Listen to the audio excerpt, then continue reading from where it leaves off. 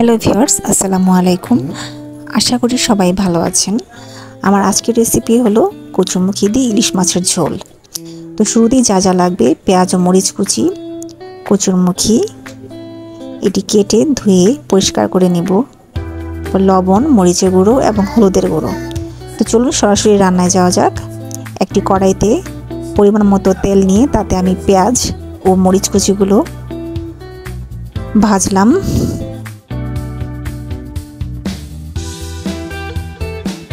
তো ভাজার এক পর্যায়ে সেগুলো ব্রাউন কালার হয়ে আসলে আমি এতে অল্প পরিমাণ পানি দিয়ে নিলাম, মরিচ, হলুদ ও লবণ এগুলো দিয়ে কষানোর জন্য। তারপর এতে সম পরিমাণ হলুদের গুঁড়ো, মরিচের গুঁড়ো ও লবণ দিয়ে নিলাম। দেওয়ার পর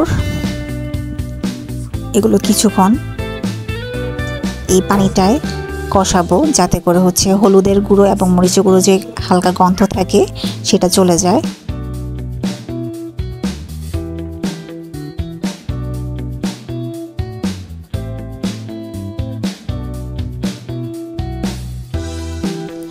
ভালো করে কষানো হয়ে এলে আমি আগুনের আঁচটা মিডিয়াম করে নিলাম। তারপর এতে রান্নার জন্য যে ইলিশ মাছ সেগুলো আগে ধুয়ে রাখতে হবে। তারপর এতে দিয়ে দিলাম মাছগুলো। আমি এতে কিছুক্ষণ কষিয়ে নেব।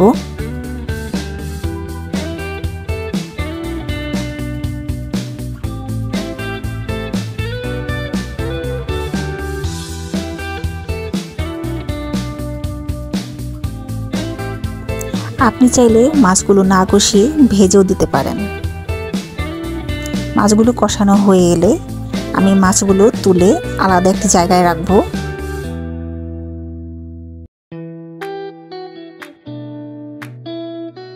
তারপর এতে আমার যে ধুয়ে রাখা কচুরমুখীগুলো, আমি এখানে আধা কেজি পরিমাণ কচুরমুখী নিয়েছি। আপনি আপনার পরিবারের প্রয়োজন মতো নিয়ে নেবেন। কচুরমুখীগুলোতে দিয়ে দিলাম। দেওয়ার পর একটু নাড়াচাড়া দিয়ে এগুলো সিদ্ধ হওয়ার জন্য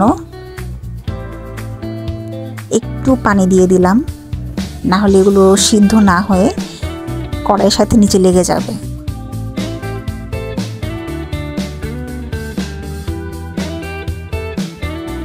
আমি এখন পানি দিয়ে দিচ্ছি।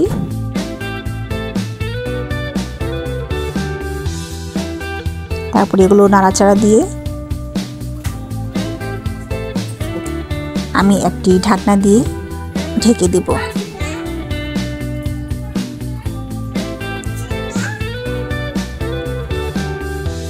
তার কিছুক্ষণ পরে ঢাকনা তুলে দেখে নেব যে এগুলো কতটুকু কি হয়েছে।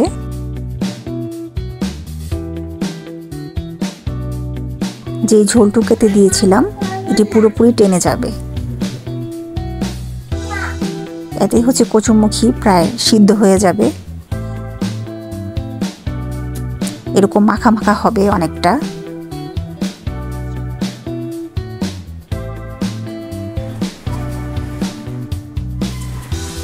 তারপর এতে প্রয়োজনীয় পরিমাণ পানি দিয়ে নিচ্ছি ঝোলের জন্য।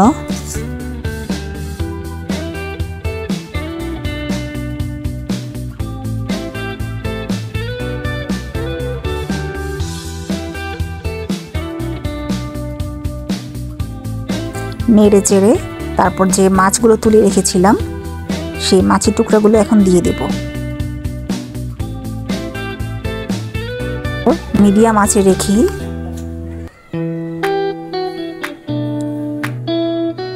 আমি রান্না করে নেব।